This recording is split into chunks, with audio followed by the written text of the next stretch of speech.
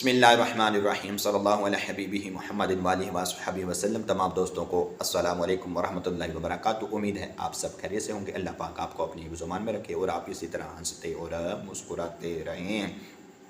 17 रमज़ान मुबारक है। 17 रमज़ान मुबारक के हवाले से मैं वीडियो लेकर हाज़िर हुआ हूँ। वीडियो स्टार्ट करने से पहले, गुफ्तगू शुरू करने से पहले जो दोस्त मेरे इस चैनल पर नए आए, हमसे गुजारिश है कि मेरे इस चैनल मोहम्मद नदीम कादिर को लाइक कर दें, सब्सक्राइब कर दें, साथ बेल आइकन आल पर क्लिक कर दें ताकि हर आने वाली वीडियो का नोटिफिकेशन आपको बर वक्त पहुँचता रहे। सबसे पहले बात करें 17 रमज़ान मुबारक हज़रत अम्मा आयशा सदीक़ा रज़ी अल्लाह ताला अन्हा आपका यौम विसाल का दिन है। हज़रत अम्मा आयशा सदीक़ा रज़ी अल्लाह ताला अन्हा हज़रत अबू बकर सिद्दीक़ रज़ी अल्लाह ताला अन्हो की बेटी हैं और प्यारे आका अलैहिस्सलाम की ज़ौजाए मुबारका हैं। प्यारे आका अलैहिस्सलाम अपनी इस ज़ौजाए मुबारका हज़रत आयशा सदीक़ा रज़ी अल्लाह ताला अन्हा से बड़ी मोहब्बत करते थे। हज़रत फ़ातिमा ज़हरा रज़ी अल्लाह ताला अन्हा से प्यारे आका अलैहिस्सलाम कहते हैं कि ए फ़ातिमा, क्या तुम उससे मोहब्बत नहीं करोगी कि जिससे अल्लाह और अल्लाह का रसूल मोहब्बत करता है। तो हज़रत फ़ातिमा ज़हरा रज़ी अल्लाह ताला अन्हा कहती हैं कि ए मेरे बाबा जान, क्यों नहीं, मैं भी उससे मोहब्बत करूँगी। तो प्यारे आका अलैहिस्सलाम ने कहा, आयशा वो खातून है कि जिससे अल्लाह मोहब्बत करता है और अल्लाह का रसूल मोहब्बत करता है। सुभान अल्लाह, माशाअल्लाह, आपके फ़ज़ाइल व कमालात के क्या कहने, बड़े बड़े अल्लाह पाक ने आपको फ़ज़ाइल व कमालात अता फ़रमाए हैं। आपके इल्म के भी क्या कहने, आप मुहद्दिसा हैं, आप आलिमा फ़ाज़िला हैं। हज़रत अबू मूसा अशअरी रज़ी अल्लाह ताला अन्हो बयान करते हैं, आप कहते हैं कि सहाबा में से अगर किसी को भी कोई मसला दरपेश होता, कोई समझ ना आती किसी भी मसले की, वो फ़ौरन हज़रत अम्मा आयशा सिद्दीक़ा रज़ी अल्लाह ताला अन्हा के पास हाज़िर हो जाते। हज़रत अम्मा आयशा सिद्दीक़ा रज़ी अल्लाह ताला अन्हा फ़ौरन ही उस मसले का हल बता देती। कुर्बान जाए माशाअल्लाह आपके इल्म व अमल पर। अल्लाह पाक हज़रत अम्मा आयशा सिद्दीक़ा रज़ी अल्लाह ताला अन्हा के सदक़ा से हमारे इल्म व अमल में भी इजाफ़ा फ़रमाए। अल्लाह पाक आपकी कब्र पर करोड़ों रहमतों का नुज़ूल फ़रमाए। आपके सदक़ा से अल्लाह पाक हमारी भी बख्शिश व मग़फ़िरत फ़रमाए। और एक और वाक़या 17 रमज़ान मुबारक को वक़ूअ पज़ीर हुआ। वो क्या था कि इस्लाम की पहली जंग, सबसे अज़ीम जंग, सबसे बड़ा ग़ज़वा जो हुआ था वो 17 रमज़ान मुबारक को हुआ था। मुसलमान जब हिजरत करके मक्का से मदीना आए तो अभी एक साल ही गुज़रा था। सन 2 हिजरी 17 रमज़ान मुबारक को बरोज़ जुमातुल मुबारक को ये जंग हुई। कि ये जंग किस मकाम पर हुई? ये जंग बदर के मकाम पर हुई, जिसे जंगे बदर कहते हैं। बदर के मकाम पर हुई। बदर एक गांव का नाम है और बदर जो है मक्का और मदीना के दरमियान में ये गांव आता है। मदीना से तकरीबन 80 मील की दूरी पर ये मुकाम है। प्यारे आका अलैहिस्सलाम अपने 313 सहाबा को लेकर बदर के लिए रवाना हुए। जब आप रवाना हुए तो आपके पास 2 घोड़े थे और 100 ऊँट थे। तलवारें भी इतनी ज़्यादा नहीं थी, ज़िरें भी इतनी ज़्यादा नहीं थीं। चंद ज़िरें थीं, चंद तलवारें थीं, वो भी शिकस्ता हाल थीं, पुरानी थीं, जो जंग करने के लिहाज से बेहतर नहीं थे। लेकिन अगर उनको कोई भरोसा था तो फ़कत अल्लाह और अल्लाह के रसूल पर भरोसा था। और जिसको अल्लाह और अल्लाह के रसूल पर भरोसा होता है, फिर कायनात की कोई भी चीज़ उसके आगे आ जाए फिर वो उसका मुकाबला नहीं कर सकती, क्योंकि जिसके साथ अल्लाह और अल्लाह का रसूल हो जाता है सारी कायनात उसके साथ हो जाती है। सुभान अल्लाह, माशाअल्लाह, ये मुसलमानों का जज्बा था। प्यारे आका अलैहिस्सलाम ने तमाम सहाबा कराम से पूछा, क्या सहाबा, क्या तुम जंग के लिए तैयार हो? क्या तुम मेरे लिए लड़ने के लिए तैयार हो? सहाबा ने सब ने कहा लब्बैक या रसूल अल्लाह, लब्बैक या रसूल अल्लाह, लब्बैक या रसूल अल्लाह। मुख्तसर अगर मैं इख्तिसार के साथ मैं बयान करूँ तो फिर जो काफ़ी वक़्त दरकार होता है, मैंने मुख्तसर सा जो बदर का जो है मंजर मैंने पेश करना है। तो सहाबा कराम जो है जंग के लिए बदर के लिए रवाना हो गए। उधर काफ़र भी मक्का से रवाना हो गए और उनकी तादाद 1000 के करीब थी। गौर करें, इधर 313 हैं और उधर 1000 का लश्कर है।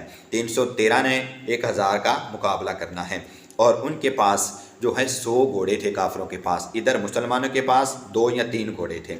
उधर काफिरों के पास 700 ऊँट हैं, इधर मुसलमानों के पास 100 ऊँट हैं।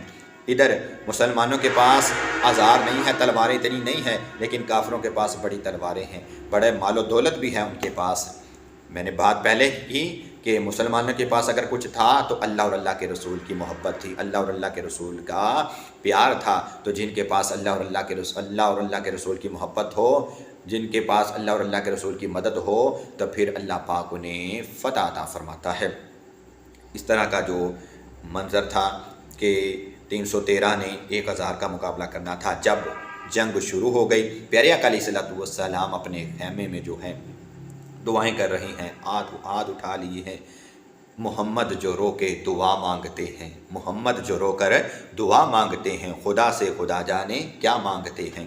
پیارے آقا علیہ السلام دعا مانگ رہے ہیں، کہہ رہے ہیں کہ اے باری تعالیٰ یہ 313 لے کر آیا ہوں، میرے پاس اور کچھ بھی نہیں ہے، یہ 313 لے کر آیا ہوں، اگر آج ان کو شکست ہو گئی تو تیرا نام لینے والا کوئی نہیں ہوگا۔ حقیقت بھی یہی تھی، اگر اس وقت ان کی مدد نہ کی جاتی، اگر ان کو شکست ہو جاتی تو آج اللہ پاک کا نام لینے والا کوئی نہ ہوتا۔ تو پھر جب اللہ کے پیارے نبی نے اللہ پاک کی بارگاہ میں دعا کی تو جبریل امین آ گئے۔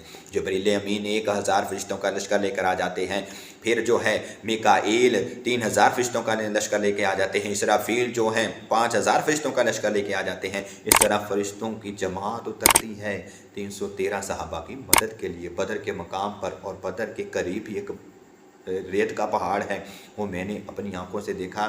اب میں عمرہ شریف کے لیے گئے تو مدینہ شریف جب حاضر ہوئے تو بدر کے لیے زیارت کے لیے گئے تو وہاں پہ ریت کا پہاڑ جبل ملائکہ دیکھا، تو قسم خدا کی جنہوں نے دیکھا ہے وہ بھی حیران رہتے ہوں گے، اور میں بھی حیران رہ گیا۔ آج بھی وہ پہاڑ، ریت کا پہاڑ چمک رہا ہے۔ 1400 سال پہلے وہاں پہ فرشتے اترے تھے، لیکن آج بھی ایسا لگتا ہے ابھی وہاں پہ اللہ پاک کی رحمتیں اتر رہی ہیں۔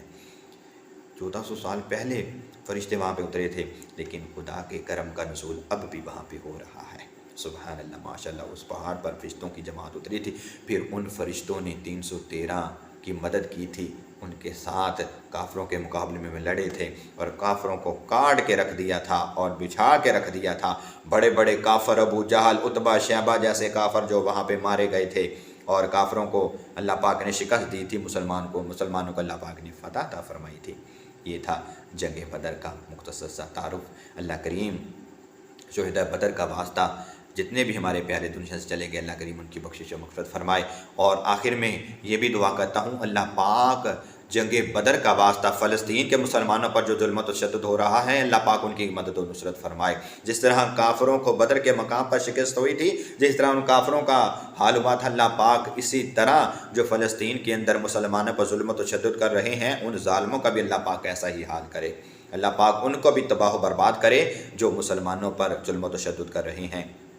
اللہ پاک کی بارگاہ میں دعا ہے کہ اللہ کریم پیارے آقا علیہ السلام کے صدقہ سے مسلمانوں کو ہر میدان میں فتح و کامیابی عطا فرمائے۔ جس طرح بدر کے مقام پر اللہ پاک نے مسلمانوں کی مدد فرمائی تھی، اسی طرح اللہ پاک ہر میدان میں مسلمانوں کو فتح و کامیابی عطا فرمائے۔ بتانا یہ چاہتا ہوں کہ حق اور باطل کے درمیان کس طرح اللہ پاک نے فرق ظاہر کر دیا تھا۔ حق جہاں ہوتا ہے اللہ پاک کی مدد وہاں ہوتی ہے، جہاں باطل ہوتا ہے وہاں اللہ پاک کی مدد نہیں ہوتی ہے۔